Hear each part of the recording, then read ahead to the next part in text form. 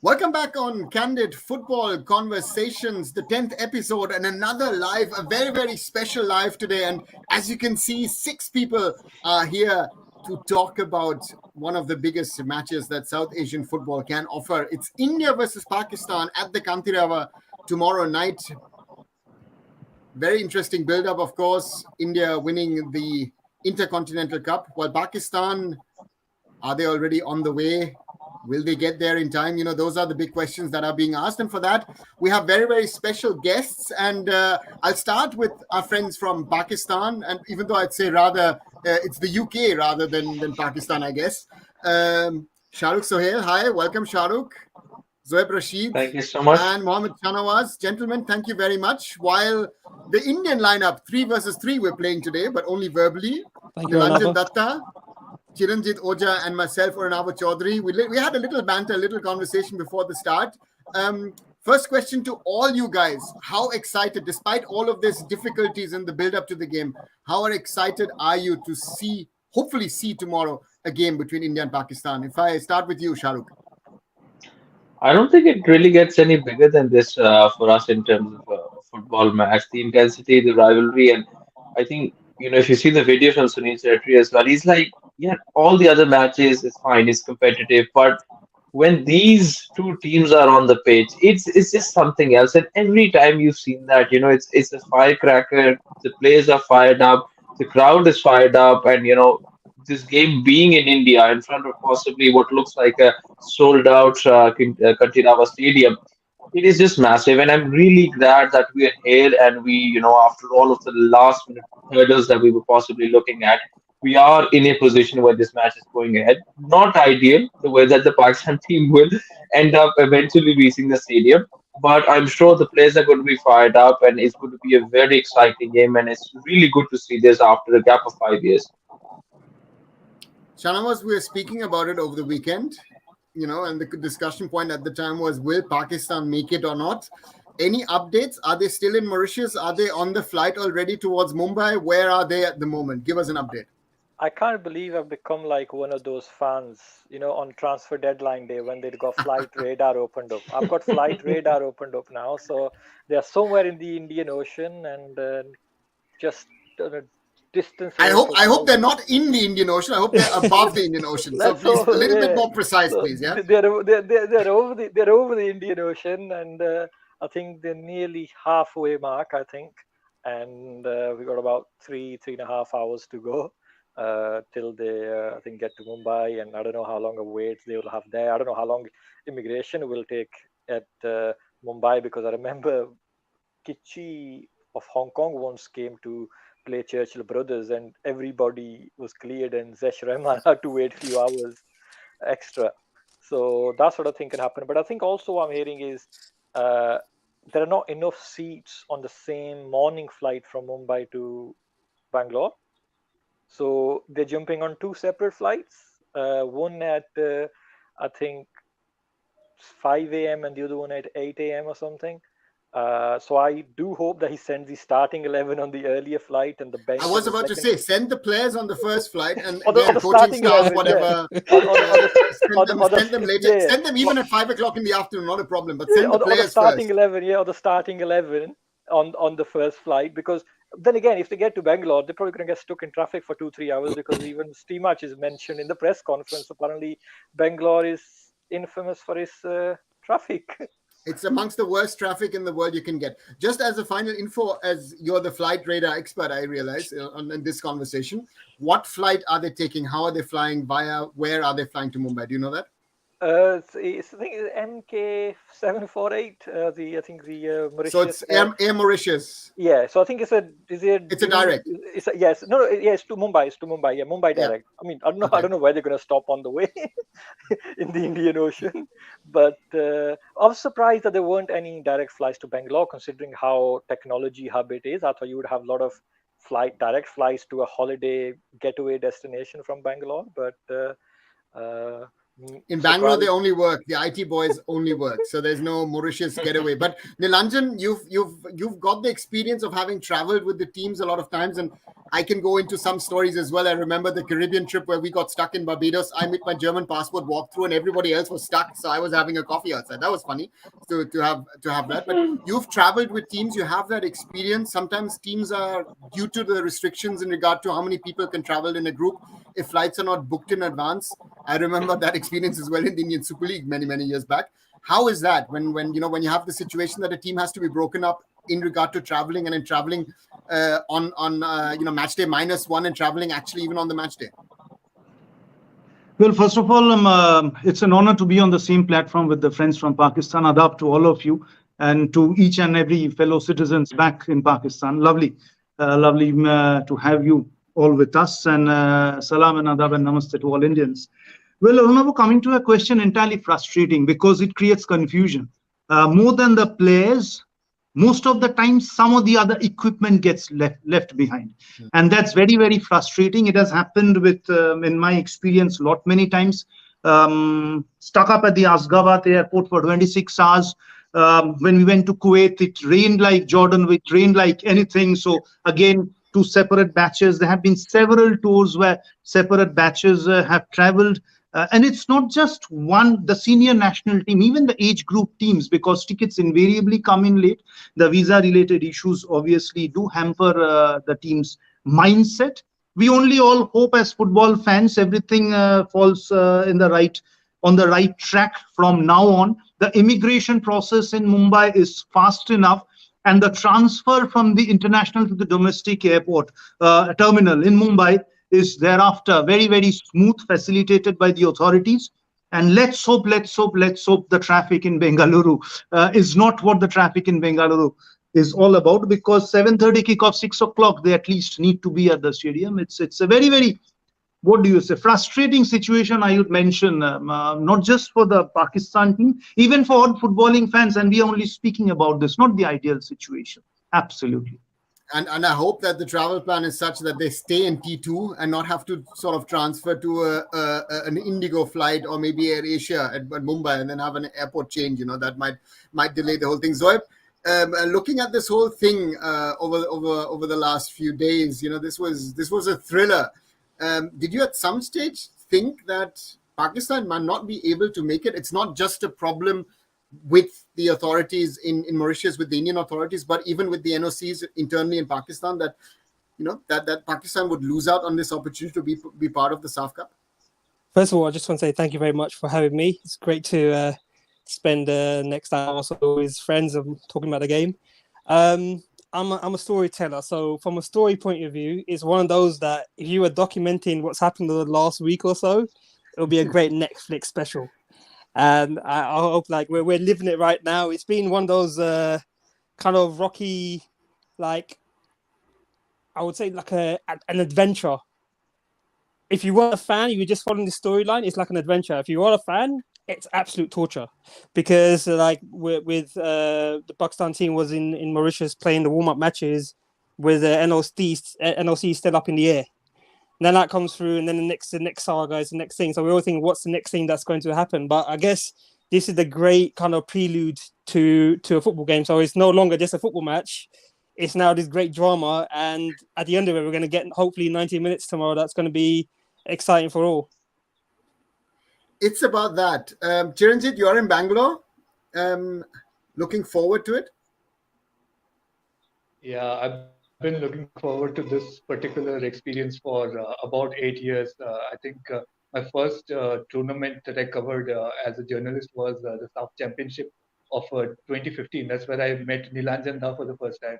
So Pakistan was not there. The tournament was happening in Kerala, and since then I've been waiting for a chance to watch the Pakistan men's football team live. I got to see the women's team in Kathmandu recently at the SAFF Women's Championship, and finally, for months, I was looking forward to this day. And over the last week, the drama that happened with the visas and the travels and the NOCs, it just felt like so many times I've been waiting for a chance, and it was almost, getting away from us again. But thankfully, hopefully, it's getting saved at the last moment. and everybody is looking forward to this. As you know, like by now, if you check the ticketing website and you talk to the people who are working at the ground, uh, it's going to be a near sellout crowd. East Block is sold out. West Block is almost sold out. The West Block Blues are making this beautiful tifo that's going to be a delight for everybody to look at. Uh, Today at the South United Club ground, the Indian team was practicing in the evening, and the entire area was abuzz. And it was all about that after such a long time, we're going to see the Indian team play the Pakistani team. And it's not just that we are in front of two big milestones. I think if we don't concede a goal, it will be our longest clean sheet streak of 7 matches in Indian football team's history. If we don't lose, it will be our second longest unbeaten streak, if I'm not mistaken. So all in all, it seems like a big culmination event that's happening, and I'm so glad that this is happening right at the start of the event. And it can only get better from here, hopefully. And I think that's very, very important to say, that there are a lot of historical moments that could happen tomorrow, and sadly that this whole travel fiasco is happening with visas and other things, but that does happen in South Asian football. It's not the first time, and most probably will not be the last time as well. If I'm right, Shahrukh and Nilanjan, you're the only ones in this group who've then seen a Pakistan-India match live so far, right?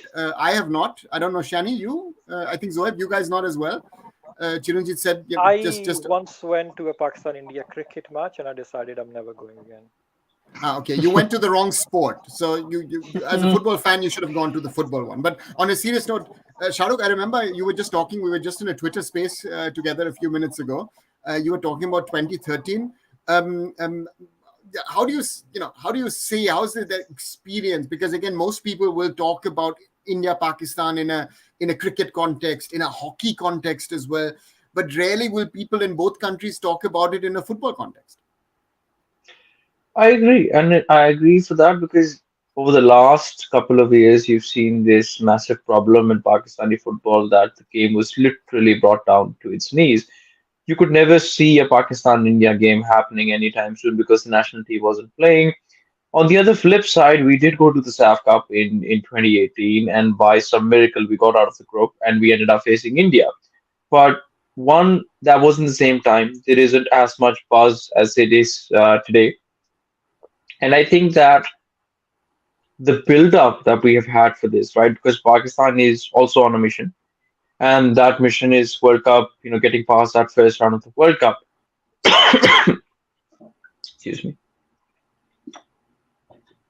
So that is the mission for Pakistan. We've gone on and played that Four Nation Cup in Mauritius, which is probably the best preparation we've ever had for a SAFF Championship. So I think, sorry, we are in a situation where we are going to see Pakistan go into the tournament with the build-up, with the fans looking, and I think it's going to be an absolute cracker. Great to hear. And guys, this is an open discussion, so if I don't need to moderate, it's more of a European style pub conversation. So if you've got anything to say, just jump in. Nilanjan, you've had the experience. How would you say is that experience, India Pakistan? I know that some people might say that in India Bangladesh, us being Bengalis, might be more of a bigger thing in football. I remember 2019.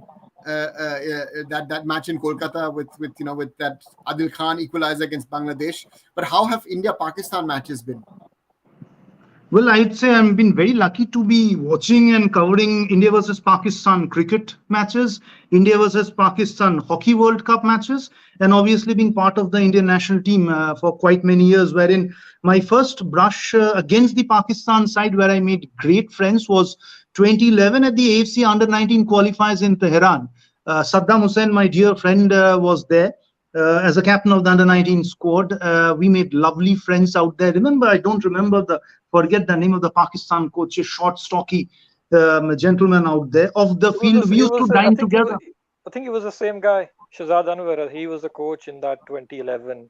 I think, and Pakistan won that game, didn't they? Absolutely. And I think that was 2-1. that was our only under 19 AFC qualifier win, I think, across last 18 years of this century. I see, I see. And we lost. Pakistan beat us. We used to be eating at the same table, and we had a coach, Mr. Colum Joseph, told a very, very strict disciplinarian. But obviously, the Pakistan contingent were most welcome to be sitting on the table, and vice versa. And it was Eid was there at that time, Bakrid. We had lovely memories out there. We lost 2-1 on a night where it was a kind of snowing, -2 degrees at the Takhti Stadium in Tehran. Shahrukh and myself were there at the Dashrath Stadium in Kathmandu, a match which we won, but ideally Pakistan should have won that. We won by a tricky goal. I guess it was Alvin George who scored. Getting old, my memory is kind of failing me a bit. But Pakistan again, Saddam was the hero out there. So Pakistan conceded an own goal there. There was a mix-up with the defense and our Early in goalkeeper, the and match, then very early in the match. early in the match, and then that happened inside like 14 minutes, and then Pakistan just went on a rampage for the next 70 minutes, did everything apart from scoring, and then Apart India from won the match. So that's literally what this match is all about. And then in Bangalore, one we won by a tricky goal. We lost the other one. Again, Saddam was there. In Dhaka, unfortunately, I wasn't there the last time the two teams played. Why I'm going back memory lane is that because the people in India are claiming, oh, Pakistan will be beating them, pushovers, kuch nahi hoega. I am not into that gang at all. India versus Pakistan is a different match altogether. It's played in the mind. वो जिगर का match होता है मेरे लिए. Obviously, both the teams want to win. As Sunil very rightly pointed out, it's exceptional friendship of the field. Exceptional friendship on the field. But when the whistle blows, it's a different match altogether. And both the teams make no mistake. However hardships Pakistan contingent may face, getting into the stadium prior to the final, prior to the kickoff, they would be an entirely different motivated squad or a contingent when it kicks off. And I'm not willing to believe that India have already won the match or would be winning it very, very easily. Results can be different. I speak that from my experience. And very wisely said, Nilanjan, right? Yeah, Shahrukh, please. Yeah, I think Pakistan are going to be really banking on the fact that this game is not won tactically or with technical ability, because I think if you're playing with hearts and you're playing with emotions, I personally hope, and I think Shahnawaz can second this as well. I think what Pakistani players should really be doing is take out all of this logistical frustration onto the pitch, and then we get to see all of that action happening. Yeah, I mean, I don't. We hope not. Yeah, I mean, I don't usually agree with a lot of cricket punditry, but this is, I think, sometimes you have to probably agree with Shoaib Akhtar's approach. Is that you just got to go and play with bravery. You just got to have the lady on the pitch. But of course, don't be foolish. You got to stick to your basics. You got to become compact. And I think this is what Arunava, I think, he was mentioning in the spaces earlier as well. How and obviously Chiranjeev mentioned about clean sheets and how well Igor sort of organizes his back line and how you got two really good centre backs and how their partnership has developed. They've become difficult to beat. And I think, of course, Pakistan are just experimenting at the moment. I think against Kenya is when we had our back three of first choice. And then again, we tweaked a little bit in the following game. So I think for us to even, get to that sort of phase where we are sort of becoming solid at the back and becoming difficult to beat. And I think that's the approach, especially where we are ranked. The only way you're going to improve is by becoming difficult to beat. And it's not by suddenly, playing expansive football, because in South Asia, we don't have the sort of depth or quality to play those kind of things. And I mean, it looks nice on TV in the Premier League and the Champions League, but even again, like on the other side, our other neighbors, what Carlos Queiroz did with Iran for such a long time was become difficult to beat. And they had some of the best players in Asia, but it was just structure. You become difficult to beat, and you can go to back-to-back World Cups. So I think for us, it just be about, like Shahrukh said, just take that. What's happened is happened. You're gonna get there. And I'm sure loads of players have done in the past. Sometimes you just turn up on the day of the match. We've had a game in Maldives back in March where a couple of the players turned up the night before the match as well, because they had to play the club game on the weekend, and Maldives had brought the friendly early. So, and they still went on to play 90 minutes. So I think it will be that. But yeah, I mean, I think Stimac quote about, well, we come from Bhubaneswar, it's going to take us a few days to settle. And I'm like, you're asking us to play a game in less than 12 hours and you got a few days to settle. And but Igor has a point, right, Chiranjit? I mean, India has played 4 matches in 9 days, had to fly across from Bhubaneswar to Bengaluru. The weather is a little different, and pressure is on India to perform. I think anything but a win would be an upset. Full stadium, full house. We have struggled against South Asian opponents in the last few years, not even recent past, but last few years. What do you expect? I mean, our defensive unit has been strong, but where do we, in this whole context, where does India stand in this, given also the realities of the travel problem that Pakistan is having? Well, I think Nilanjanda will remember that India went through a very similar travel fiasco when they were playing Jordan back in 2018. I think the players were split in 2 batches, and one batch of players never reached. The other were arriving on the same day as the match, and they played on, and it was actually more competitive than people were expecting in that situation. I think when you are going in there where everybody is writing you off, you have that chip on your shoulder to go out there and prove yourself, because these are players, we have to remember, that have been playing this sport forever, and they have always dreamed of a platform like this, of an occasion like this to showcase themselves. They're not like inferior in any way in the dedication they have to the sport. And so many of the Pakistan squad are cooked in the pressure cooker of European leagues. I think 6 or 7 of them have played regular football. Second division, third division, those are actually even more congested in terms of fixtures, in terms of how much rest you get between matches, how quickly you have to adjust to conditions. A player goes through proper tests, and I think all those years of training, these are the kind of occasions and challenges that you look forward to put all of that out to display, to have a fruition of your journey, so to speak, as a player. And as far as pressure on India, of course, India will have all the pressure. And I think the coach Igor Stimac was talking about that when he praised the defense of Pakistan against Kenya, because they were pretty, well formed in the back four. They were going for the attack pretty well from there.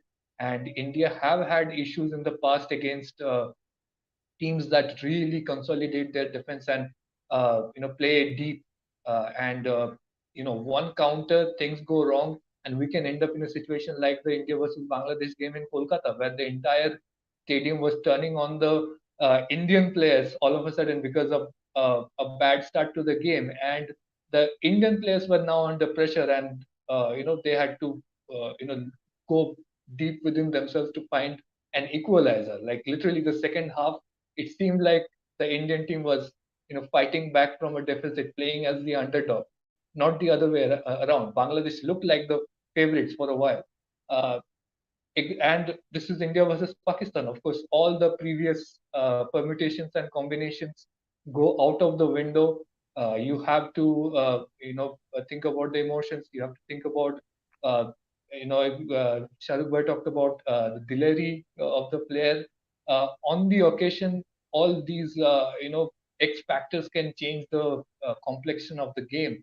And this is Kantirawa. It's got a long tradition of teams that park the bus taking the victory home. I think we've seen some brilliant games between Bengaluru FC and Mumbai FC in the past, where we've had underdog results. And it's of course, if it's a draw, if India don't win, it's a moral victory for Pakistan. Obviously, it's if India overexert themselves in the process, Nepal are actually pretty good. Kuwait are one of the dark horses of the tournament. You could say like one of the top 3 favorites of the tournament. So the entire nature of the group may be changed by just this one result. So a lot is riding on. So it would be completely unwise to just think like, it will go one way or the other. We don't know. That's the fun part for games like these. We cannot predict what's going to happen. For me in SAFF Cup, the only game I usually look forward to is India versus Nepal, just because of the rivalry. I know a lot of people put, a lot of emphasis on Pakistan-India game, but in terms of football context, I always like the India-Nepal game just because of the banter with the fans and the extent the Nepali fans go to, just in trash talking as well. But I remember the India-Bangladesh game. I think it was really good game. Bangladesh probably deserved the 3 points in that game as well, I think. But I guess, for our advantage is 30,000 Partisan fans instead of 60. So it could have been worse. It could have been in Kolkata and 60,000 fans. Yeah, it's interestingly the East Lower B block, which is the designated foreign team fans block. It's actually sold out. So you can imagine it's probably not Pakistani fans. It's probably not Kuwaiti fans. I don't think. It's I don't think mostly we'll going to have. be Nepal fans. I don't think we'll have any Pakistanis in that stadium apart from the team, because I don't think any families got the visas, or I don't think there is a Pakistani consulate in Bangalore, is there? Because usually the diplomats might come, but I don't think we'll have anybody there. And that's It's one of mostly those Nepali topics. students. Yeah. Yes, let's bring the Nepali fans in as supporting us. Zoeb, to bring you in, you are someone who's, of course, followed the diaspora heavily, the footballers who play abroad, not only the Pakistanis or Indians, but across the South Asian sort of spectrum.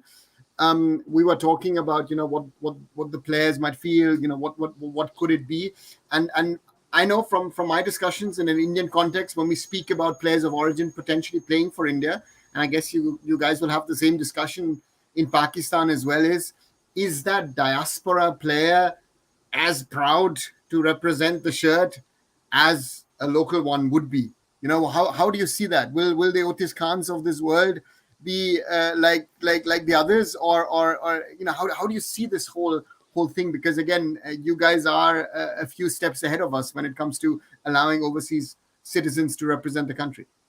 It's an interesting thing that you mentioned. I saw a message on one of the Pakistan football fan pages saying that a message to the diaspora players: this match means so much to us. The Pakistani match means so much. As someone who's born and brought up in England, I am 100% bought into that rivalry. We've been fed that rivalry from a young age, especially with the cricket, and we feel it. We feel the wins, and Sean was mentioned going to a Pakistan-India match in England, where 95% of that crowd is diaspora, but the passion and the love they have, and also the kind of friendly rivalry, I'd say, sometimes does spill over. The friendly rivalry is as deep as it would be if it was back in Pakistan or India. So I have no doubt that the players from the diaspora feel it just as much as the players who are born and brought up in Pakistan as well. I spoke to a couple of them, and you can just feel it. Just messaged a couple of days ago, and there was that feel like, okay, we're ready for, we're ready. We're not going to be scared. We're brave. We know what this means.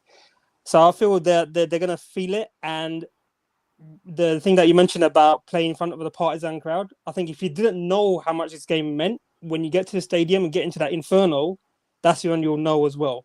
I think the big thing is, we're talking about the pressure. Like, I think both teams have their own pressures even before the game's kicked off, in terms of the fans' expectations and the non-sporting reasons why when Pakistan and India play each other, there's always that kind of one-upmanship that we want to get over each other, which sounds ridiculous, but it just comes out in people.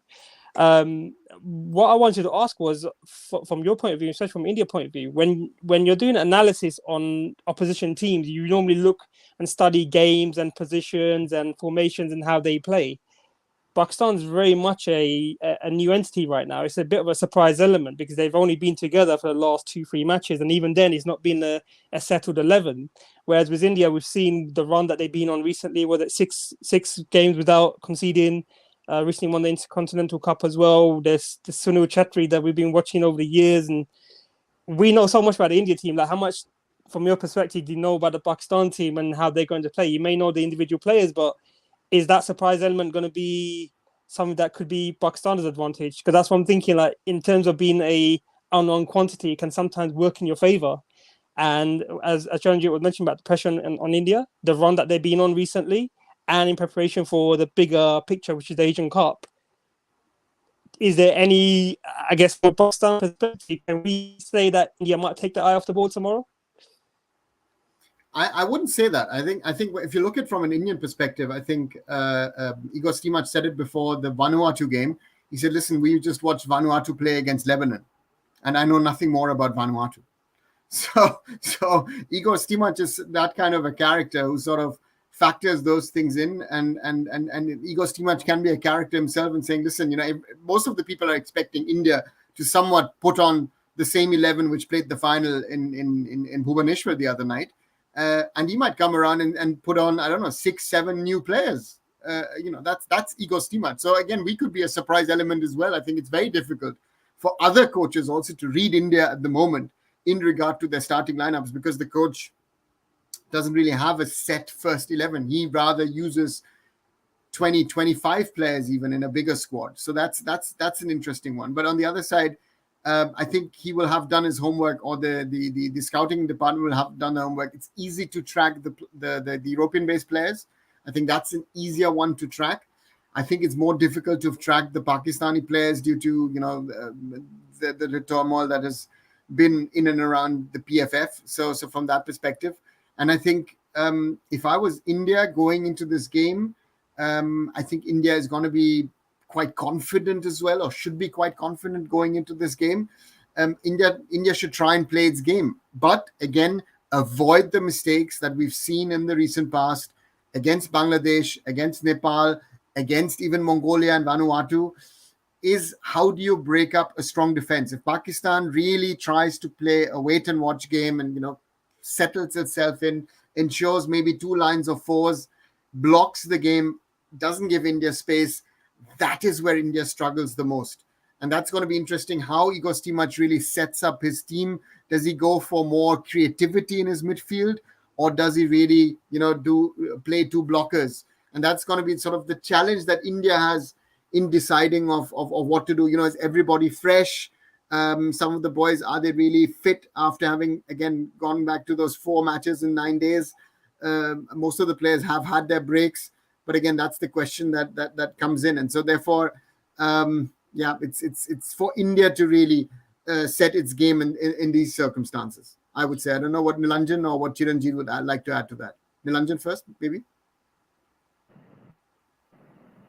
Well, absolutely right. Obviously, there would be information. I guess each and every team which has a good scouting department and the analysis coming in from the back end, no team is a kind of have much secrets. But having said that, the fact that Pakistan, the team, hasn't played much international football apart from this tour in Mauritius, doesn't allow the Indian contingent and the Indian coach to know more about the Pakistani players. But as Aruna was said, obviously some information about the players based in Europe will always be there. It depends on the recollection value of the Indian players as to what the coach would be telling them. That's obvious without any doubt. I think as a sports fan, both these teams are going through a very unique phase, because I don't remember when was the last time we had so many options. Like, we could change 5 players and still be just as effective. I'm used to seeing India be in a position where one player gets injured and suddenly we run out of depth and we get into trouble. So that's very unique for us. We have a really deep squad now, so we can vary things up a lot. And for Pakistan as well, I was speaking to Adil Rizki, who's the head coach of Pakistan women's team after the SAFF Championship campaign, and he described how the national team was rebooted after the long suspension. And I'm sure like a similar elaborate, painstaking process is undergoing with the men's team as well. They're reconstructing it, finding its character, which is unique in world football. How many teams in the world do we see today that has been out of action for years and reigniting the flame, so to speak, and finding itself in real time, and people can watch the matches and witness them, regaining their true self.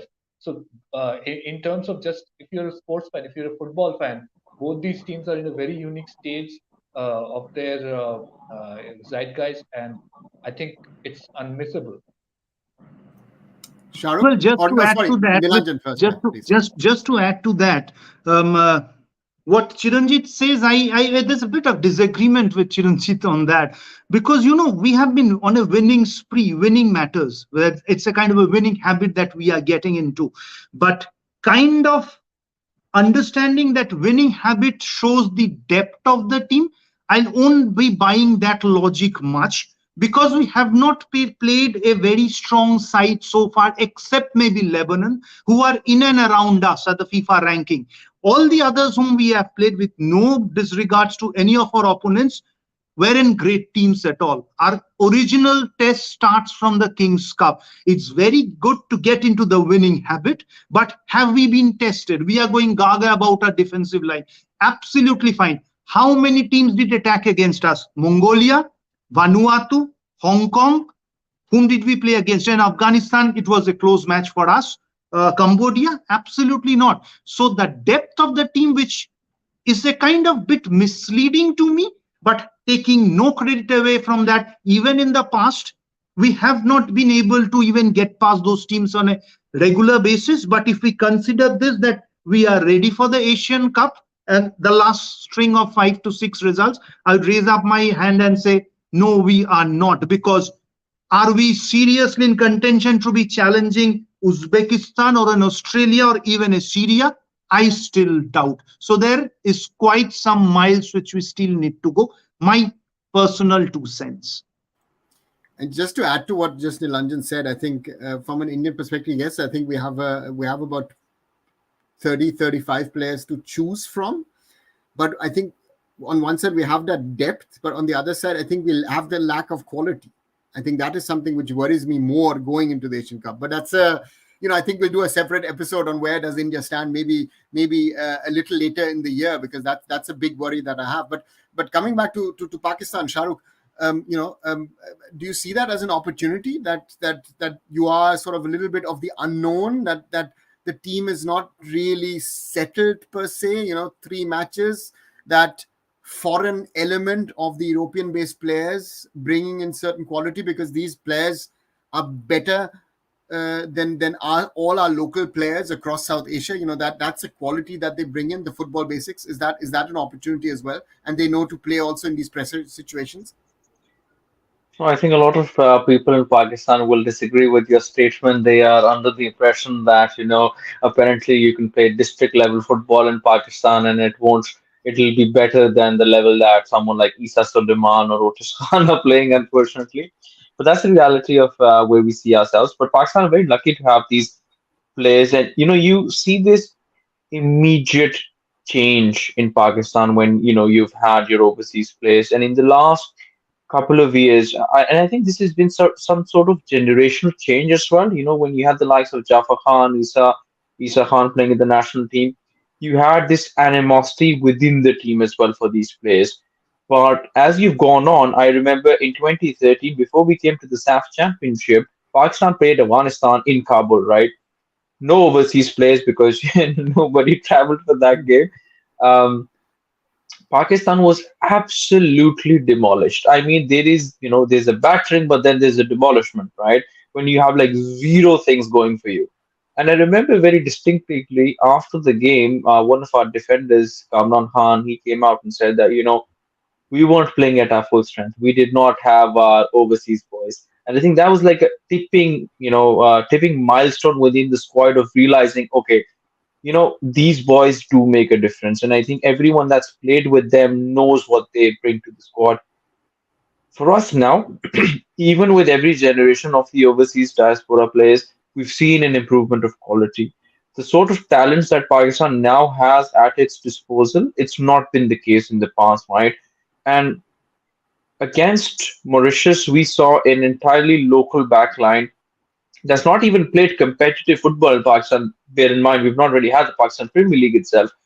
But you saw that, it can't cope with the high pressure. There was a visible difference. But comes in Isa Suleiman, comes in Abdullah Iqbal, and, you are playing Kenya, who are ranked about 93 places ahead of you. And Kenya should have technically not won that game. A draw would have been a very favorable result. Very lucky goal that they had. Pakistan, made a good attempt at goal as well. Otis Khan late in the game, that was well saved. So people saw that, okay, no, this is, these plays make a massive difference. And the formation that Pakistan is now playing in, I think that 3-6-1 variant of sort that changes in transition to attack and defense, it's an experiment. And we've seen that against Kenya, that when it works, it will work really well. But the problem is that we don't have a plan B. And the reason is that we don't have the personnel. For example, if, Isa Suleiman or Abdullah Iqbal is not there, we don't have a plan B, because that formation relies on ball playing center backs that will play build from the back, and then you have a goalkeeper that can also build from the back. And this is why you saw against Djibouti at halftime, the coach made a goalkeeping substitution to bring on Yusuf Pat, who was being rested for that game, because he could see that the build up that's required for this formation wasn't being done.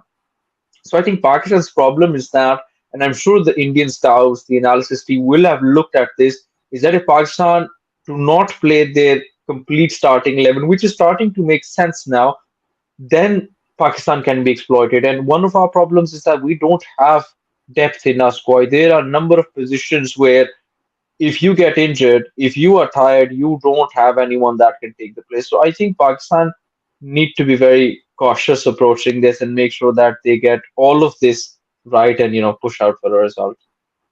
And coming back to 2013 on that Afghanistan squad, it was actually per se a German squad of 4th, 5th division footballers. So I think it was also a wake-up call for a lot of people who were saying, South Asian players, if they come to Europe, they should be playing, in the top tiers.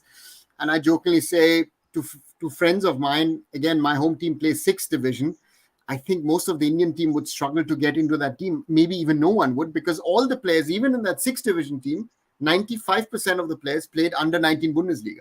So that's, I think, the level of football that we have in Europe. And I think that's something, maybe that is our arrogance, Shanawaz, that we think that in Europe we are better than that. And in South Asia, that acceptance is sort of not there, that overseas players bring something, also a different kind of mentality to the whole thing, because we have a sort of a different kind of pride, I would say.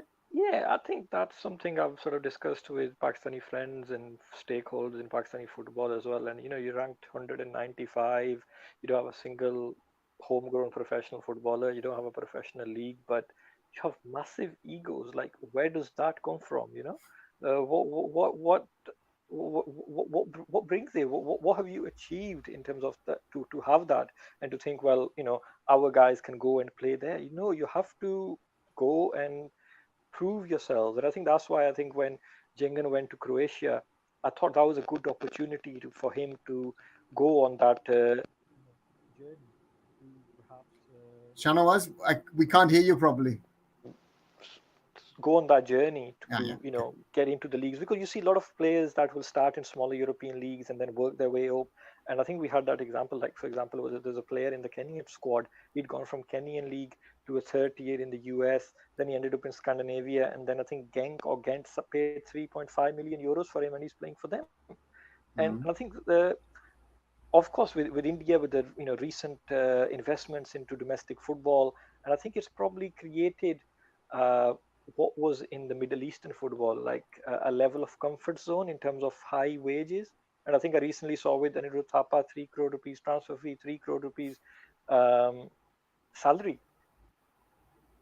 You're going to get 1,000 euros a week in 4th tier in Germany. Might be. I'm not sure what the wages are in Germany. If at all. If at all. 5th or 6th tier, you might get 150 euros a week. Nobody wants to come and play that. And it's, like you said, it's very difficult. We've had players always asking us, can we get a trial here? Can we? Obviously, UK has been very difficult. And, we have tried, like some of the female players, 1 or 2 came and tried 2nd or 3rd tier German trials. And no, not good enough. Even so, again, like, we give example of the Pakistani goalkeeper. Yes, he's playing Danish 4th tier, but he's played Danish 2nd tier. And again, when Gurpreet came to Norway, he was playing in the 3rd tier, obviously with the B team for Stromgårdset. And of course, he managed to play the Europa games as well. but he didn't get a single league start because the standard of that Norwegian league was so different that they had to play him in the third tier. So I think it just depends. I can understand, and I think of course players coming from working class backgrounds, you have to secure your future because you're always one injury away from it all ending. So if they are getting a good payday in the ISL, in the I League, yes, absolutely. But but if you do get that lucky break, and of course I've seen you try help these players out, and over the years get Scandinavian clubs and European clubs, and I think if somebody gets that opportunity, they need to grab it, because you don't know where it could land you. Because sometimes you see some of the African nations as well, there's usually like one star player who's had that journey, had that trajectory. Like I remember I followed like sometime Tanzania's team, and they had that Samata guy. He was at Genk, I think, or Ghent, and then he ended up being signed by Aston Villa. They paid 10 million for him, and now he's, I think, playing in the Turkish league. So you can have that. And of course India's approach, or lack thereof, towards diaspora players has been quite strict. They just don't want to make that move, and I think that would certainly propel the national team. I always understand, in terms of youth teams, you don't want those because you want to develop your own core at home, and that's fine. But I think at national team level, if you have players, available with bags of experience, and we're talking about Jingan and Anwar, Ali, and of course even Anwar's, had a miracle to come back from the situation he was in, and even in that, and a good friend of mine, Dr. Zaf, and he's a Pakistani guy, and he was involved in his clearance and supporting him with his medical situation. So, and I think you have players like Danny Bart, like 10 years Championship League One experience, been at a Premier League club. People like Manpreet Sarkaria, and then whole host of names. I'm not talking about, obviously, Markande is still finding his feet. Danda has found his feet now. And then so much more. And I mean, I'm always updating you about sometime I come across somebody in Scandinavia and things like that, because, you look around and find, and I think I must have told you how many female players are found in the American Division 1 of Indian background. It was insane. And sometimes you look at the Canadian universities, half of the squad are just Punjabis. So, and you got Exactly. so much talent there. And I think, yes, I can understand from national law point of view that because Indian diaspora is so huge all over the world, in Malaysia, in Fiji, in Indonesia, in East Africa, in South Africa, in the Caribbean, in South America, that they don't want to make dual nationality an option, because so many people will claim it. Suddenly you'll have spike in population, and when you're paranoid about foreign agents and spies, and I think you might say, well, that's suspect situation, because we've come across players of Pakistani background with one parent Indian. It's a nightmare trying to get them to play for Pakistan. That's a difficult one. I mean, Zoeb, I remember we were talking about this. Or Shahrukh, you want to add something to that? Yeah, I just wanted to ask and throw this back to you because me and Shahnawaz, we keep running around this question, right? And for South Asia, referring back to our example, we had a core batch of nucleus players in the last generation. You had Kalimullah, Saddam, Ahmed, Adil. All of them went out to play from Pakistan. Not very big leagues, but Ahmed went to the second division in Bahrain, Kalim went to Kyrgyzstan, and then on to the US. A lot of them went to Dodo Bishkek as well. My question is, when you have Indian players, I understand the charm for Europe. If you are even, at one point when I wanted to be a footballer, you look at Europe and you're like, that's the place I want to go, right? That's the dream. But why don't Indian players look at the rest of Asia? I mean, I'll be very honest. I don't think there's an Indian player that could be playing week in, week out in the J League or the K League. I mean, that's the level that they would probably have. Why don't players look at other Asian leagues as an option where they would improve themselves? I'll ask you the counter question, or I'll come up with an assumption, is that I think there's no interest in those markets in Indian players. I mean, I agree. That is the brutal reality, if we like it or not, as good or as bad as Indian football is. I have said to multiple clubs in the Middle East, to friends of mine who work at clubs, I said, if in Saudi Arabia before all this hype that happened in Saudi, in the UAE. Nilanjan, you were there also in Doha. You remember what happens in Doha when India plays. It makes sense for the Middle Eastern clubs to actually bring in an Indian player. I mean, Sahal was born in the UAE. He's an Al Ain born kid. Sahal would adapt, I think, in 5 minutes to any of those countries. And Sahal Abdul Samad, most probably joining a team would ensure that you're getting at least 10,000 people more in the stadium. Maybe you might even sell out because of him if he gets a few minutes to play. I mean, just think, forget the Ronaldos and whoever else is going to Saudi at the moment. So even from a marketing perspective, at least for the Middle Eastern teams, it would make sense to bring in an Indian player. But again, one of the biggest problems, Shanawaz mentioned Thapa and the figures that are around. And I can talk about Changte. When we tried in 2019 to take him to Viking Stavanger, Stavanger was willing to offer him a contract, a very, very good contract from a Viking Stavanger perspective. But on the other side, it's a question of the offers he got thereafter, because he just went on a 2-week training stint and trial to Stavanger in India ISL, and then he joined Chennai in the end. It was just insane. His salary potential trebled just because of that training stint in Europe. So that is the reality that we have with Indian players. And if you see players earning 2-3 crores now, because our talent base is limited at the end of the day. So therefore, is it about money though, Arnava? Because remember years ago when Sunil Chetri was being trialing with Coventry City, with Kansas City Wizards as well. There was a lot of difficulties at that point. So is it more the experiences have been great when they're gone out? That's why they don't want to go out. But add to that now the money's better playing in the ISL. That you're thinking, well, forget the difficulties of going outside. I can play in a league that's going to pay me well. And also is more marketable than what you had with I-League. Is that like a no? Forget even the I-League. In the I-League, you were earning more than you would have earned in the 3rd, 4th tier of European football. There is the problem, of course, also is 4th tier of European football. No one will be able to take you because you've got an Indian passport. So you'll not get a work permit. And we have to be honest to ourselves that Baichung Bhutia, Sunil Chetri, Subroto Pal, Gaurav Singh, Gurpreet Singh Sandhu, Sandesh Jingan, none of them have made it abroad. If we like it or not, that's a reality. None of the Indian boys made it abroad. But again, Bala had to come back because of a serious injury, and Rangers were not willing to extend a contract. They were not willing to gamble and say, listen, of course, it was a pandemic as well. But the point is that, and you see the girls again at Hajduk Split at the moment, right? Women's football might be a little easier, and again, even though the salaries even in Europe are relatively limited, but those are realities of when we talk about Indian football, of where we stand and where our top players. You know, why would you're a superstar, you've got I don't know how many Insta followers and this and that and everything.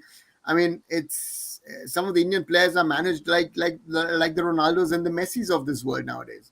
So that is the question. You know, you would go at an obscure place. I mean, ask Baichung Bhutia when he was at Bury, those lonely nights at Bury, Sunil, his lonely nights at Lisbon. It is not easy. And you were, at the time you went there in your young age, you already were a superstar back in India. So these are realities. And again, I think a very, very difficult question to ask and ask of a player. But again, I think let's see what Mumbai City does with some of the players this summer or maybe next summer. When they have the opportunity. Apuya, of course, went to SK Lommel last year, and you directly saw even 2 weeks of training makes him a better footballer. So there is a value for players from South Asia, even going on limited training stints abroad, which takes them forward. Just on that point, given the obviously City Group's involvement in Mumbai and so on, like you said, the centre player to Belgium, would then the A-League or the UAE League be a good options for some of these kids from Mumbai City to go and try? I know A-League is very restrictive on allowing this Asian passport players, despite taking up Asian slot themselves. And you've had You've had state level Australian players come and dominate I League, and I've never liked that fact that their players ended up taking so much Asian slots and they don't allow it themselves. That's just hypocrisy of the highest order. But could that be? I think in terms of just through City Group, that maybe send somebody out to Melbourne or Yokohama or things like that. Could happen down the road. I don't see it happening at the moment. I think it's also a question of players. And as I said, Yokohama and Melbourne have to say, listen, we're interested to have an Indian player.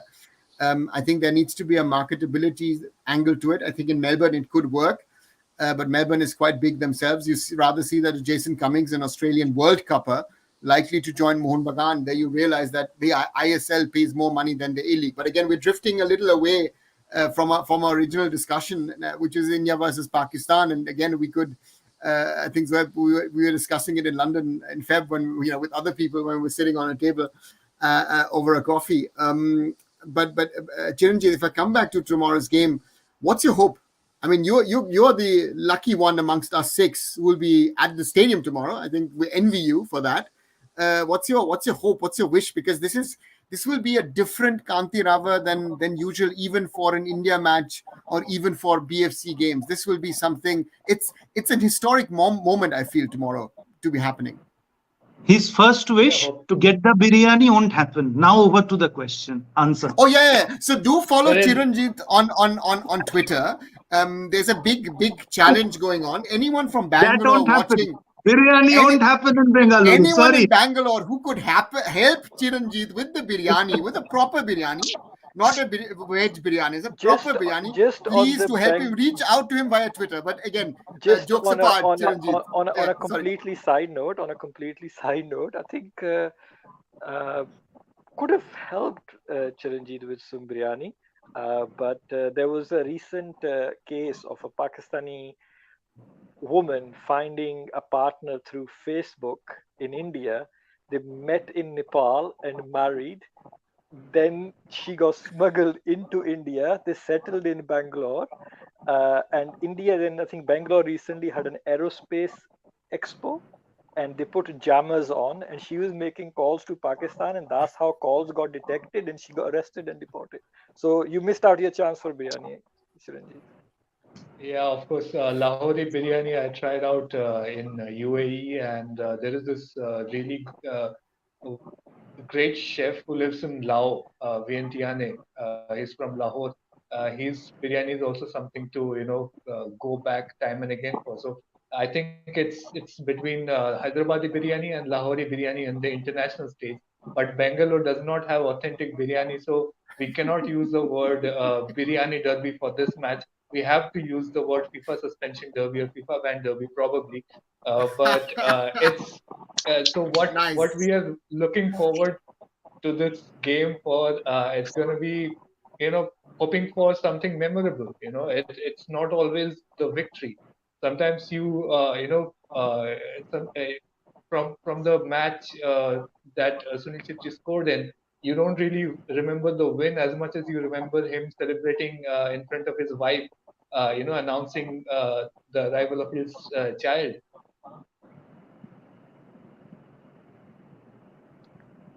Is it me or did Chiranjeev get stuck?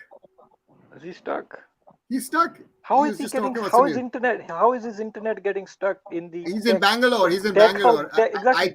Tech hub of India, Silicon Valley of India. I think Shanawaz, you've done something with jammers with him. I think you've done it. Chiranjeev, you're back. You were just talking about Sunil and the baby and that moment. Yeah. Shanawaz is trying to block you, but we've got you back. Yeah. So what makes tournaments like these special is that we get to see teams like India, Pakistan, even Nepal be really competitive, and even maybe dream of winning a trophy. Which as earlier we discussed that we may look we're playing Vanuatu and we're maybe playing Lebanon, and we can see that our squad has potential replacements and. It looks deep, but if we are playing against Saudi Arabia or Australia or Japan, it's not going to look like that. I think that's what makes these tournaments so special. No one is expecting India or Pakistan to beat Uzbekistan or Australia tomorrow. We look deep when we play each other in this bubble that we have created. And I think it's like uh, I don't want to like bring in cricketing examples, but Sri Lanka playing India again and again led to the development of their national team, and them becoming a force to reckon with in world cricket. So I think having this little bubble where we play each other in South Asia, we bring in a couple of countries from outside. This sort of gives us the chance to try each other out, have that experience, and grow over time. And of course, this is a long-term I play. mean, But why did we why did tomorrow, we have to bring something. Kuwait? Why couldn't we just keep Mongolia for a week extra? No, but the question before we get I to don't that, think Mongolia general would have question cut it. is Kuwait, yeah. is it a good idea to expand SAFF to an 18 competition and make it like you've got 3 group matches, a semi and a final, make it really proper? Is that a good decision? What do you guys think generally? Because I think originally it was 8, wasn't it? Since Afghanistan joined and Bhutan, so it has been 8, and then became 7, and then we were banned, so it just stayed at 6, because then it made sense. And of course, this time with Sri Lanka being banned, it became 6 again. For me, I think we should do something different. But just having seen the visa logistics, that's not going to happen. But I think we should do an odd year where we do like a Nations League and everybody plays each other once. Everybody plays each other home and away. We end up with 10 matches across the calendar year. We just do a SAFF Nations League kind of thing, and we do that once every 4 years, perhaps. And you will become an expert in flight tracking. Yes, and trips to the embassy. So I think that could work, because Kazi comes up with bizarre ideas, and I'm surprised he hasn't come up with this one, because he's been coming up with his club championship for over a decade and is still Hope he's listening. Hope he's listening, Shanawaz. Otherwise, we'll put it to him. Well, he didn't listen to our request to change the game date, but or maybe delayed by a couple of hours. But I do hope he's listening, because I think or the AFC does something, which is that introduces its own Nations League, and then I think everybody starts getting more matches, because AFC at the moment is just really behind the curve, because it doesn't have a Nations League. It has the most elitist World Cup qualifying system out of everybody else, where it just continues to serve. I mean, which confederation throws out 22% of his members in the very first round? How are they supposed to develop? What they're supposed to do for the next 4 years? So I guess that's just from a minnow point of view. But again, I think one thing we missed out, given how the Saudi things are happening and how the AFF recently developed a really good relationship, I would have liked this SAFF to maybe held in Saudi Arabia. We wouldn't have had visa issues either. And I think India, Pakistan, at least maybe even Bangladesh would have had some crowd supporting them. So I think the stadiums would have Nepal would have had more. Who knows? Yeah, exactly. You've got a lot of Nepali chefs over there. Yeah, exactly. So, but again, Niranjan, with your experience, inviting teams to ensure that you have an 8-team tournament, so that the teams at least get 3 group games. Those who don't qualify for the semi-finals, a good decision to bring in Kuwait and Lebanon. I would say yes, because all said and done, SAFF football hasn't moved ahead. We won't say it's not moving ahead, it's not moved ahead in comparison to the other parts of the Asian continent, leave aside the European counterparts and etc. It's more or less the same 3 or 4 nations who are playing. It's Bangladesh, Nepal, Pakistan, unfortunately, wasn't part of the SAFF, and India and Maldives. So if we have better teams, it's at least the chance, not just for the Indian players, but for others also to get them to play against them, which is only the case at the time of World Cup qualifiers, because other than India, none of the nations have gone on to play in the Asian Cup. So for me, it was much needed. There has been a lot of talks about India moving out of the SAFF region. There were earlier efforts to do so. It's not easy to be doing so, very honestly. But to me, it's a welcome change. I think, Nilanjan, we were, just to add to that, we were just in the Twitter space before this, which was online. I said, it's not the decision of the PFF or the AFF to say, listen, we're going to leave SAFF and maybe join CAFA or go to the WAF or whatever. It is the AFC. I mean, Afghanistan was moved because they thought, listen, the Central Asian region is a little weak in regard to number of nations. That's the only reason why Afghanistan was moved. And again, there was some resentment from the South Asians, I think, especially from the Bangladesh office, to have Afghanistan in there. So there was some friction in there. So that was the reason. But I don't see India or Pakistan really moving on to another block in Asia. I think that is totally unrealistic, despite all the issues and problems that South Asia has.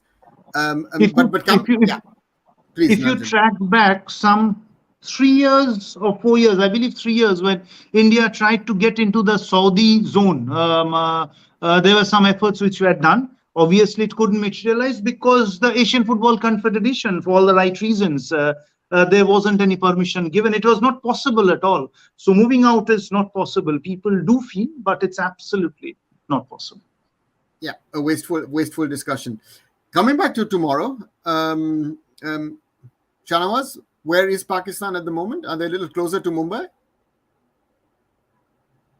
Shanawaz, you're on mute. Let me have a look. I'll have to go out of the screen and find out where. Oh, okay. You're not doing it in parallel. That's bad, huh? I expected better from you. Yes, we can still see you. Where are they? Zoeb, Shanawaz not really prepared. They're stuck in traffic near Indira Nagar. Zoeb, he's not prepared. That's not normal for Shanawaz. I thought Shanawaz would have like 3 screens in front of him tracking his plane every minute. Yeah.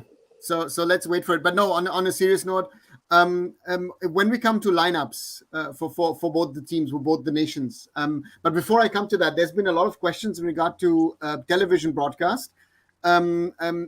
As far as I know, I don't know if it's changed by now, but I think both in India and in Pakistan, there is no official television broadcast tomorrow.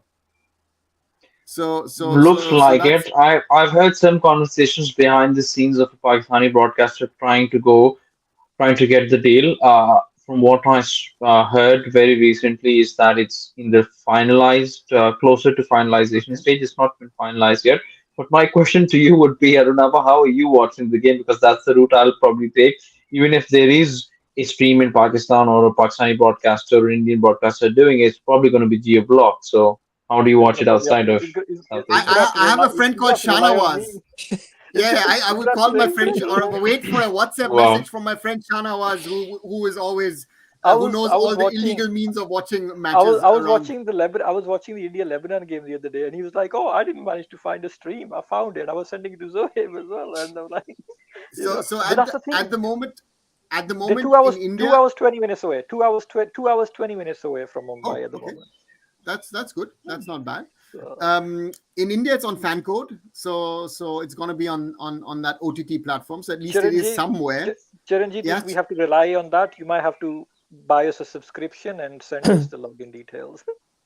Yeah, one thing I was actually just wondering, because most of the major cable providers in Nepal actually carry all the Indian channels, and Star Sports is actually quite popular. Sony is also quite popular over there, and I'm wondering if that plays a factor in selling the TV rights to SAFF Championship, tournaments like that. Because if you sell it to a Star or Sony in India, those channels are also available in Nepal. So if some channel in Nepal buys it, they are going to feel like, okay, there's an Indian channel which is also available in my country, and they are also showing the game, so there's no exclusivity there.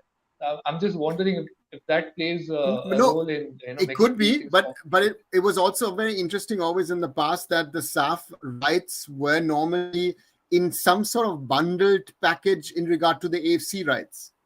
So in the past, if even Star Sports was showing no Indian football, because they had the AFC rights, they used to show SAFF. Yeah, I think it was the same company, wasn't it? World Sport Group, LaGuardia, they had the rights. WSG had it, and now, of course, it's moved on to the other agencies as well. Yeah, so that'd be an interesting one. SAFF has sold their own to a different company now, I think, on their own rights. So, but I think Kantipur has taken for Nepal, and I think the main sports channel in Bangladesh has taken it as well. But the Bangladesh channel usually is geo-locked. But I think Kantipur is okay. Kantipur is available on YouTube. And I think SAFF used to do its own YouTube streams as well. And but they've not announced anything. I know in the past that the SAFF, the women's championship, for example, was being streamed on the SAFF YouTube channel on their own. Yeah, so maybe there might be something.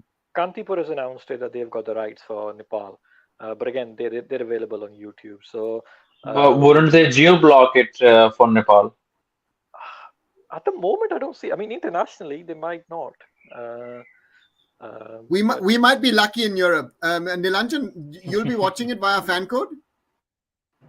Yeah, I have to. There's no other option, and obviously it will be depending on Chiranjit to be said to send us some at least pirated links, which we always get. Chiranjit is the illegal YouTuber in the stadium who is with his phone giving us commentary and showing us the not footage. just in the stadium. He's one of the top end guys in the entire country. So a lot of pressure. The whole world, Chiranjit, is banking on you. The whole world, Chiranjit. I'll risk my second suspension by AIFF by illegally streaming the game. The London is no longer there, so you're fine. So it's yeah, absolutely.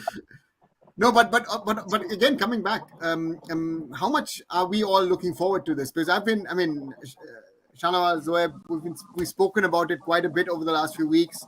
We're always looking forward to this game. Again, the build-up, sadly, due to all these regulations and bureaucratic things, it's not really the way this both the teams should go into this game. But are we still sort of looking forward to this and hoping for a special night? Zoeb, if you want to start. Absolutely. Listen, all said and done, once the game kicks off, we're going to be brought into it. We're going to be sucked into this kind of motion.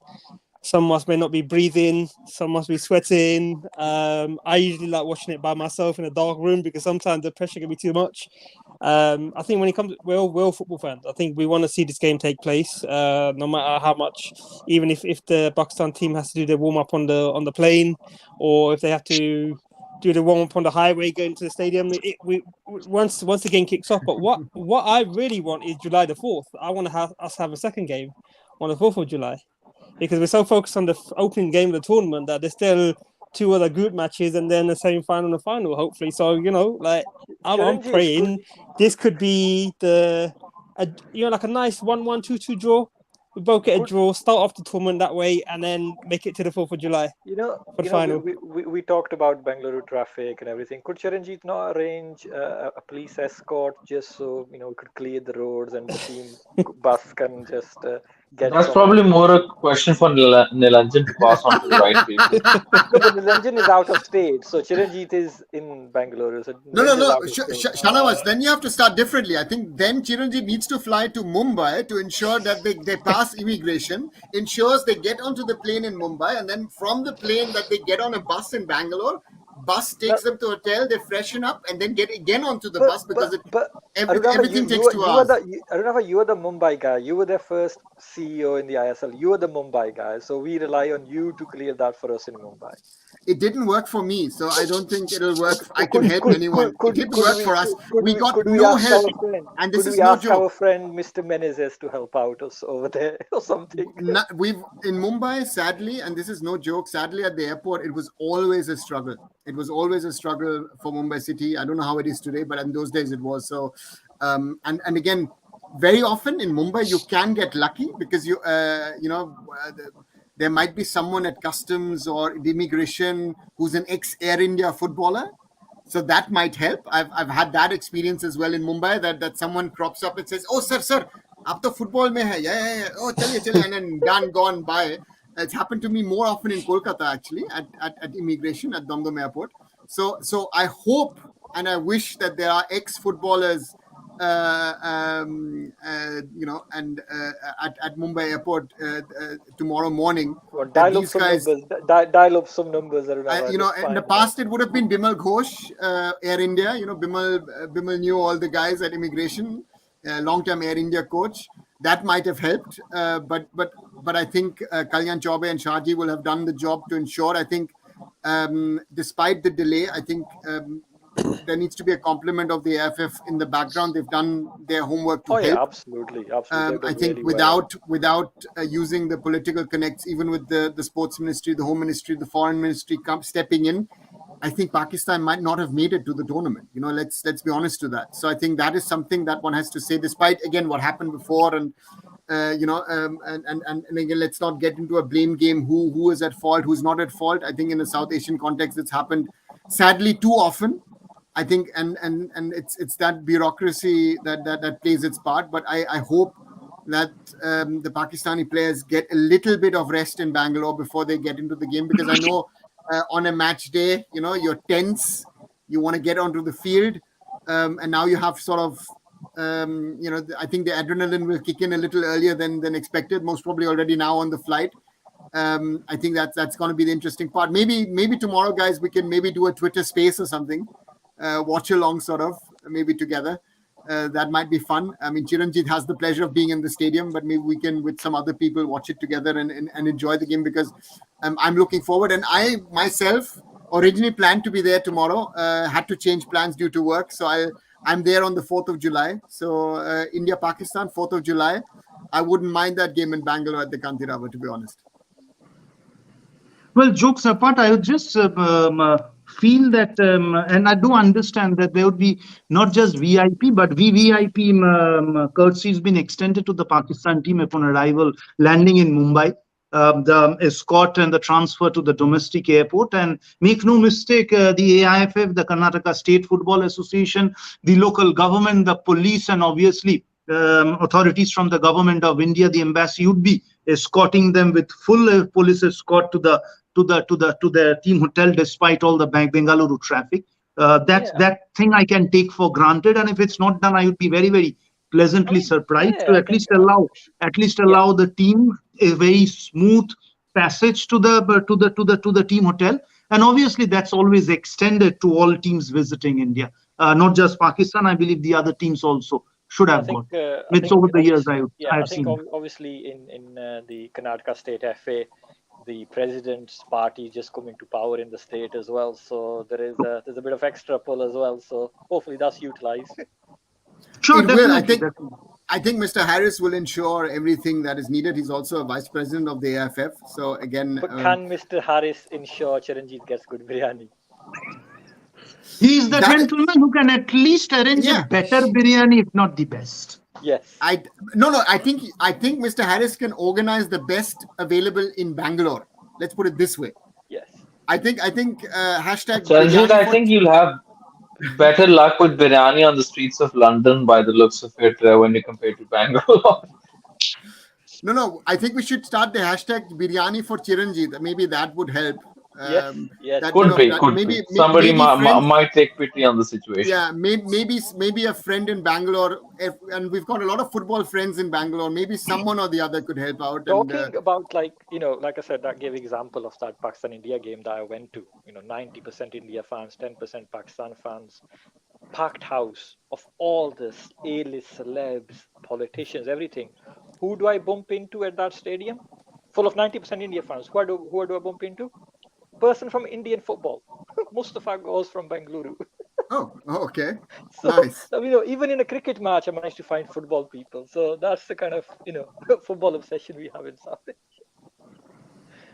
But it's going to be, I think, very, very charged crowd, like Chiranjit said. And I think you just got to enjoy it. Obviously, it's not come around very often. For, again, entire squad is the first trip to India. And I think they just got to take it in and put the challenges behind them, and I think just make the most of it. In the tournament, you take a game at a time, and anything can happen because it's 3 games. You got to start on a positive note and see what you can get out of it. Then you take on to the next game, and then the next, and I think that's for me. You just enjoy it. Nilanjan, you wanted to add something? Yes, speaking about food, I just wanted to bring on a lighter note some lovely memories of my tour to Pakistan in Karachi 2008, where the food was exceptional. Love and the adulation of the people, of the common man on the streets of Pakistan was exceptional. So much so that after 2 or 3 days, we were there for the Asia to cover the 2008 Asian Cup, the cricket tournament. India lost to Sri Lanka in the final. 2003. I was supposed to be in that cricket tour, but was infected with jaundice. It was a big setback in my journalism career that Pakistan haath se nikal gaya. And 2008, when I got that chance, the first story, it's a very longish story, but a very brief one. Karachi, I forgot the name of the hotel where I stayed, but there was just almost opposite side of the road, a barbecue joint named Lal Killa. So we went there, all the Indian journalists out there in the evening. And obviously, exceptional food. And it so happened that the prawns were coming out of the tandoor, and I just put forward my plate, and a lady from the other side, I said, okay, please, madam, after you. And I said, this was my spontaneous reaction, after you. And an elderly gentleman said, Janab, aap kahan se hai? So the other journalists were saying, mat bol. I said, I'm from India, Delhi se. Aap Delhi se hai? And he said something in Punjabi, which I understood, local Punjabi dialect, ki this gentleman has come all the way from India. Dar gaya, honestly. And it was hardly 3 hours of landing in Pakistan. And people came and literally hugged me. People left their plates, hugged me. And then they said, owner ko bulao. Janab, aapne pay kiya? I said, obviously. It was 400 rupees, Pakistani rupees at that time, 2008. And the guy was kind of almost on the verge of being beaten up. Aapne paise kahan kyun liya mehman se? And from that day onwards, they came to the hotel. 3 families took us, 7 to 8 of the journalists, in their house. We used to avoid them. Dawat pe bulaya, baitho. And after 2 or 3 days, every restaurant that we stepped into, aap kahan se hai? And we didn't have any fear. India se hai. Pet bhar ke khana khao. And no one charged us anything. So much so, after the 7th or the 8th, the journalists who are just shameless people, we rather prefer to eat in our hotel at double or triple the price rather than going out on the streets to eat, because we knew humse paisa koi nahi lene wala hai. Not just so, taxi rides, people refused money. We had to eventually book a taxi at an exorbitant rate, who gave us discount, but at least the gentleman took the money. And the love of the common man on the streets, the friendship which I made out there, it just stays with me. And whenever in India, when India common talk about India and Pakistan crops up, I tell my story, full story. Ki ye hua, itne dino se. Bola to jhoot bol raha hai. I said, no, I'm not lying. This is what has happened. This has been my experience. And my biggest regret is that during all my days in the AIFF, due to some personal problems back in the family, when the ladies team traveled to Pakistan, I couldn't accompany the team. I didn't get another chance to go to Pakistan anymore. So that is a big regret, and love not just the people, obviously the food and the people out there. With all of you, and I believe a sizable Pakistan audience out there, this is the experience of a common Indian who would want to go back to Pakistan on a cricketing or a hockey or any sporting tour or a cultural tour, waiting for that day again. I think we're hosting SAFF games, I think, next year. So, hopefully, please do. Please do. Hopefully. And hopefully we'll be there. I think this discussion also hopefully brings it across, that despite all the differences that there are in politics, I think sports is something different. Especially football, football is the global game, and Absolutely. I think football brings in brotherhood, and again we can have this fun session of friendly banter, I think, which is very, very important to get across, that we do make a little bit of fun here and there, and again, I think it's allowed, right? This is something I was saying to Arun the other day as well, and I think cricket, obviously India is miles ahead nowadays. We're still competitive. Football miles ahead. I think the only true Pakistan-India rivalry now that we do have is on in athletics. Is between Chopra and Arshad. So, that's the only, I think, true rivalry we have. And I think I'm looking forward to the World Athletics Championship in Budapest. And you only have it because the Germans screwed up at the Olympics. But anyway, that's a different discussion. That's changing boots. A brilliant story. He was winning for 3.5 years. He changes boots for better money, and then he screws up his chance to win a gold. But coming back to the football, let's before we end this, and I think we could go on for hours. And I think Chiranjit slowly needs to get ready for the game, right? Chiranjit, what's the journey time you'll have tomorrow to the stadium? Don't say 2 hours, because every time I get into something. अच्छा, okay, 3 kilometers, 2 hours, हाँ हो जाएगा 3 ना? kilometers. So it's about 6-7 hours. I'm hoping. But one thing I just want to say, you'll get that quicker is- walking, Chiranjeev. You'll walk quicker. yeah. So one thing I just wanted to point out is that Yeah. Sri Kantirava Stadium is notoriously difficult for home teams. I mean, just ask Bengaluru FC. They've been playing there for almost a decade. They have never had a chance to lift a trophy in that stadium. Right? They've won trophies elsewhere, but not in that stadium.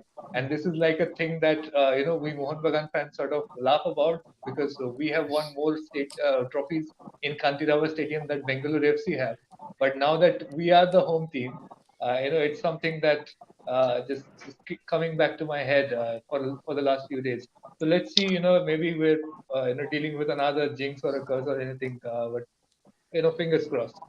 And the SAFF Cup jinx for India is also foreign coaches, right? Very often foreign coaches have failed to win the SAFF Cup, right? Even legends like Bob and others have failed to Wim Kurvermans and all have failed really to win, so that's an interesting one. But before we end, we've had a lot of fun. We've had a lot of banter. If we come to the starting lineups, what do you expect? I mean, our Pakistani friends, very difficult. I think it's going to be also the coach will be asking the players, are you physically fit to play, right? I mean, it's not going to be the typical starting lineup. How do you organize that, Shahrukh? How should the coach approach it?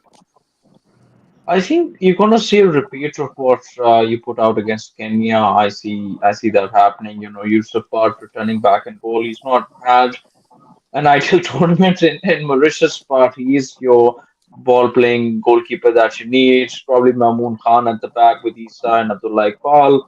Rahis, Nabi, and Uzair have started to do well in midfield, so two pivots there. And I would have a front three that has Otis on the left. I think Harun Hamid should get a chance, and he's probably been your most consistent performer. He's only 19 years old, but he's shown that he has that ability to take on defenders, and doesn't let the pressure get to him as well. So he has consistency. I'd probably move him to the middle.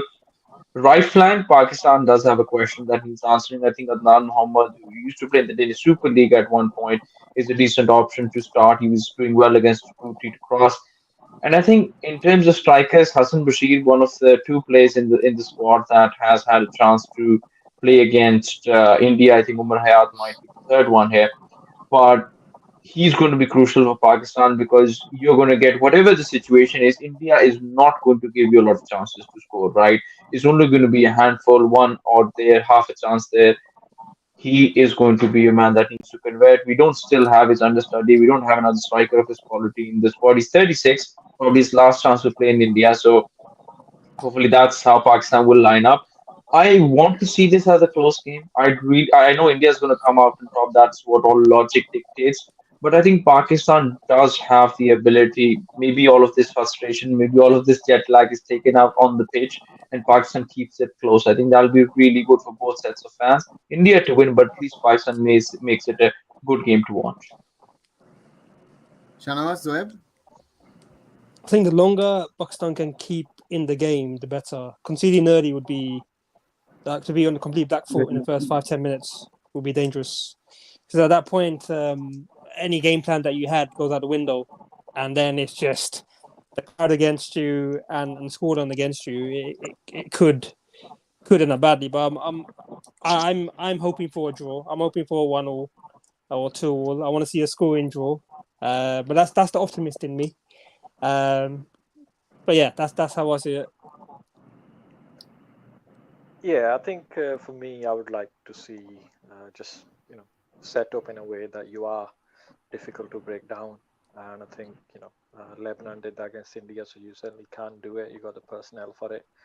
Again, I wouldn't want to play expansive football or try to play it because opening game you can't really go all guns blazing. You got to take a step at a time. And yeah, I like Shahrukh said, I think Hassan's gonna have to grab a chance if he gets one. He has scored. I think against India he scored. I don't know if he was credited to him in 2018. It was, I think, eventually credited to him as like a half a chance of Yeah. trying to get the ball in the So back of the net. and in that game in 2013, that Pakistan played so well and he had the crossbar and everything. So I think it's his chance to do something, and a lot of learning opportunities for the young squad as well. So I think it'll be. I'm hoping for a tight game, but anything can happen because some of the teams have sort of opened up quite easily at times. So, but again, it's just learning process. Like India probably will take it, but again, anything can happen, I think. Coming once more to the Pakistan team, of course, long-time ban, still a normalization committee in place. Most of the players in single digits in regard to international games. The lack of international big match experience, could that be a danger? That this occasion is very, very big. There's a lot of pressure riding, and again, we've spoken a lot about the travel and made a little fun of it, but I think for the players it's quite tough. Is that for Pakistan a danger, that this occasion, a full stadium really brimming and everything that's happening around the game, that they might fall apart? Is that a danger that you guys see? Yeah, I think that, yeah, go ahead. I think that could be a possibility, but that's why I think is how you set up. You just set up so compact and in a not very, I guess, parking the bus kind of way, but you still want to set up in a shape, have a structure and have a plan. And I think you want to stick to that. Look, don't let it get to you. Don't let the occasion get to you. Stay in the game. So you're not that expansive and you're chasing up and down, and you conserve the energy and stay in the game. Shahrukh, Yeah, you so want to add something? just adding to that, I think this is where Pakistan's diaspora talent really, really could help the team because a lot of them have been in high pressure match environments before. Otis Khan reached the quarterfinal of the FA Cup against Brighton, so he wouldn't be someone that hasn't seen a big crowd or anything. Isa Suleiman, England under 19 captain, he's won the European Championship. Like Ball, playing in week in, week out against good quality opposition in Denmark. So you have that player pressure situations being available for some of them before. I think the young guns is going to be interesting, but this is also the occasion where some of them do rise to the occasion. So I think Pakistan, from what I've heard and the recent conversations I've had, I think a lot of them are very pumped. They're very pumped. They know that they have nothing to lose at this point because there is no expectation from them, right? They're already, it seems like it's Pakistan versus the world. Nobody wants them to get them there on time and give them a fighting chance. So I think this is where, you know, this is the story where heroes could possibly be made for Pakistan as well. It could go either way, but this is what constitutes a good story. Coming to the Indian side, Nilanjan, Chiranjit, is there a danger that with all these travel issues of the Pakistan side, that India doesn't take them seriously, or is Igor Stimac and especially Sunil Chhetri there to give a reality check to our boys? Well, I think Chiranjit, I'm going first. I think India would be very aggressive right from the kickoff. The more, if they are able to score early, it's easier for India. The more the time Pakistan are able to hold India, they would be getting into the match slowly, and the pressure would be building up on India. That's A.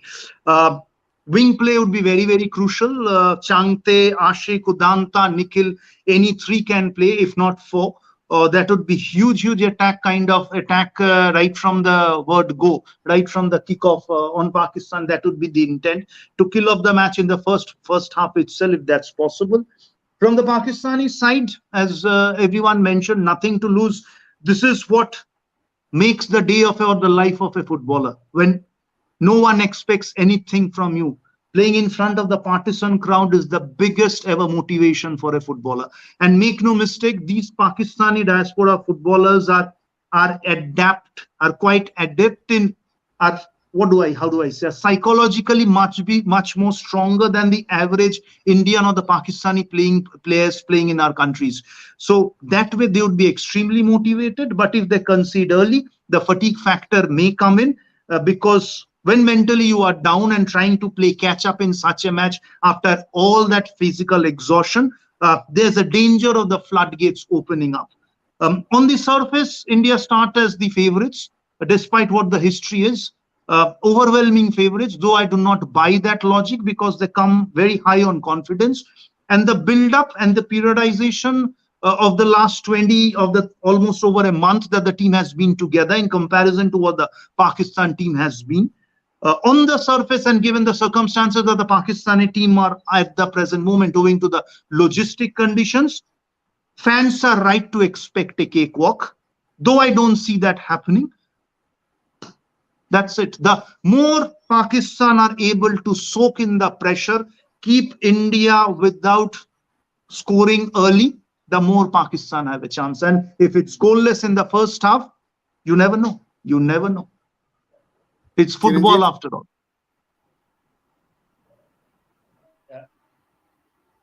Yeah, I was talking to Ali Hassan Bhai from footballpakistan.com. Yeah, we were talking about how in these rivalries, sometimes incidents occur that are similar, but on the other side of the coin. So we remember how in Pakistan, it was a match like this where a young Sunil Chhetri scored and he emerged from that as the next big hero of Indian football. And I'm looking at in the Pakistan team, there are so many really good strikers who are so young. You know, there's Mohammad Waheed, of course, there's Otis Khan, and my personal favorite is Abdul Arshad. That's the player I'm going to be watching out for if he goes out and gets a chance to play. You just need a moment, you know. One of these guys score, it just sets off a chain of events that makes history down the next 2 decades. So it's going to be about those moments. As Nilanjan Das said, it's going to be about the early pressure early on, whether India can get the score early, whether Pakistan can hold on, whether they can pull off what they almost did against Kenya. And yeah, after that, you just need a moment, one counter attack, one ball into the net, and suddenly the whole game is different. And I think that's what makes these matches something that fans look forward to. Yeah, I think that's going to be interesting. When we come to talk a little bit of the Indian lineup, Igor Stimac is always there to surprise us. I think if anyone can guess Igor Stimac's starting lineup, that person most probably is a genius. How difficult will that be? Nilanjan and Chiranjit as well tomorrow. Any guesses? Will he go in with a similar lineup as against Lebanon in the Intercontinental Cup final, or will Stimac be Stimac and make 7 changes to the starting lineup as he very often does? From my side, no guesses. But obviously, there would be 3 wingers playing. I'm considering Nikhil in the squad, definitely. Changte oblique Ashik, because of his physical presence, is quite a beast. Maybe Mehtab Singh in place of Anwar Ali. But given the fact that it's Pakistan, and though on the surface each and every coach may want to dismiss it as just another match, Stimac understands the sentiment of an India versus Pakistan match. I don't think so he may be doing that much of an experimentation in the Indo-Pak match. It's the first match, after all, a tricky match. And with Kuwait in the group, you never know a result against Pakistan and a result against Nepal. India maybe not even in the semi-final. Though it's very early days to say. I don't think so he'll be taking that chance in the first match against Pakistan. Chiranjit? I don't know. Igor Stimac has been talking about the fatigue factor. India played a very difficult cup final just a few days ago, and it would make sense to drop some players, turn the surprise around on Pakistan, because he called Pakistan the surprise of the tournament, and just you give them a lineup to contend with that they did not guess. And whether that produces a result or not in the first half, you maybe make some changes in the second half and try to do what they did against Lebanon, produce a result. But yeah, I think he does make some changes, but maybe he's trying to throw us off. Who knows? Who knows, right? That's ego's too much for you. Guys, he speaks of the fatigue factor for India. Imagine him coaching Pakistan. 2 hours away still from Mumbai under this current situation. Guess what he would have said? Come on, we are much better. At least admit it in comparison to our rivals who have not yet even landed in the country. I mean, the coach was at the airport at that time, and they should have just taken him on Zoom when they had the coach's press conference. Yeah, I mean these are realities, right? Shahnawaz? Can you guys hear me clearly? Yeah, we can hear you. We can't see you, but I hope. Yeah, there's an issue with the camera. But my point was, I'm just liking the Indian transition from Mehtab Hussain to Mehtab Singh. We've come a long way. Oh, that's a nice one. That's a nice one. Zoeb was willing to say he wants a draw, 1-1-2-2, right, Zoeb? That was what you were hoping for. Yeah, the optimist in me saying a score draw. Okay, that's your heart speaking. What does your head say? I haven't gone that far in. I've really tried to ignore that part. I'm thinking if we can keep it a low scoreline, if it's an India victory, then a low scoreline will be better.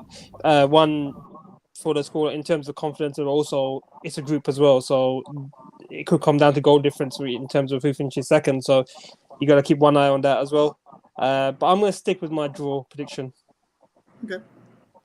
Shahrukh, what's your hope for tomorrow? Result-wise? Well, my genuine hope is that Pakistan keeps it competitive. Win to India, about 1-0, 2-1. Pakistan keeps it close. It doesn't makes it respectable in terms of the scoreline. That's my genuine hope. Chiranjit, what are you expecting? How often will you be allowed to jump up and celebrate an Indian goal tomorrow? Yeah, hopefully a 2-0 win. But what I would like to say, as I often say about East Bengal, Pakistan are the favorites tomorrow. Kolkata Derby comes in. Yeah. That's another discussion for another day. That's another discussion, Chiranjit. We'll have that. Nilanjan, your hope, your wishes. No. Very honestly, Chiranjit, Pakistan are not the favorites in that match. Let's admit it, especially under the current circumstances. Had they been landing in India on the right time, maybe this logic you could have applied it to the other side. Well, see, for a country who's just playing their 4th or 5th match after a long ban, still struggling to get a final 11, have not practiced for so long, and given the fact that the team they are facing are very high on confidence, their home soil, partisan crowd, good run at home matches, such a long preparation camp into the Asian Cup, India are the favorites. Whatever the result is, let's admit India are the favorites. As an Indian, I'd want an Indian victory, a good game of football. Pakistan playing in India for a long time. Let's see what happens. But my experience always will say it won't be easy. Shahnawaz? I've been calling East Bengal the favorite for the last 8 years. So you can tell why I'm calling Pakistan the favorite.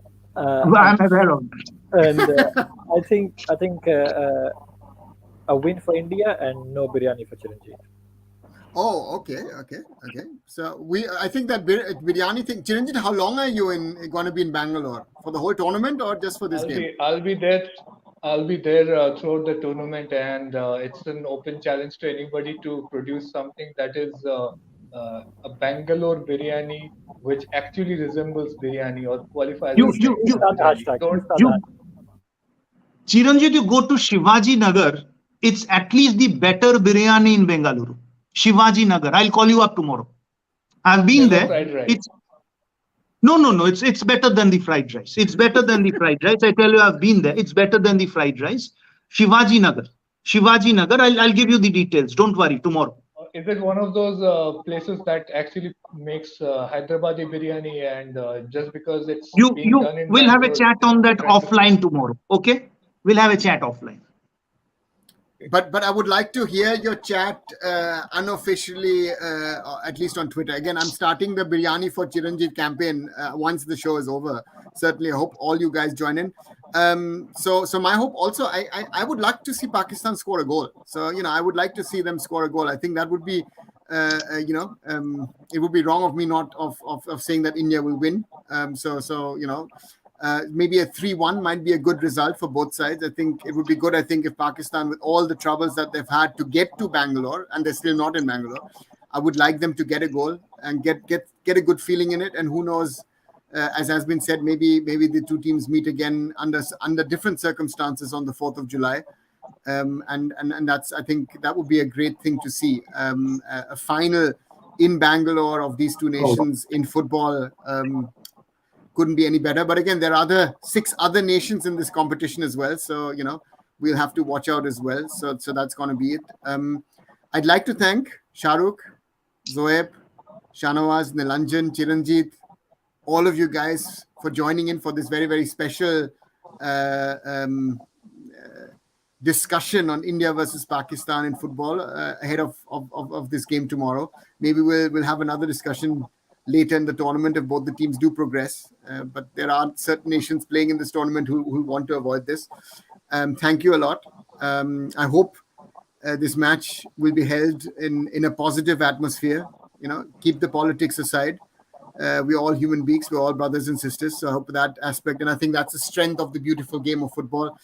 And that does come across tomorrow, and that that India plays the host, the perfect host, as what we heard from Nilanjan that happened in Karachi to him, and we will enjoy that. I think that would be my wish, that Bangaloreans, that India play perfect hosts to our friends, to our brothers and sisters from Pakistan. But don't serve them the biryani. That's only for you, Chiranjit. Hashtag biryani for Chiranjit. I'm starting it once this is done. Please do join in this campaign. I think, Chiranjit, if you, by the time you leave Bangalore, you'll have to have had one good biryani in the city. I think in the Garden City needs to work on this. That's it to end another Candid Football Conversations. Thanks a lot, guys, for following. And do follow Sports Khabri. Do follow Arun Foot. Do follow our panelists on Twitter. I think we'll have a little bit of banter tomorrow. Maybe we can do a Twitter space tomorrow, maybe around the game or after the game, and have a little bit of fun. But keep the sporting spirit up. Thanks a lot, guys, for joining again, and we'll be back again soon. Thanks. Good night and bye.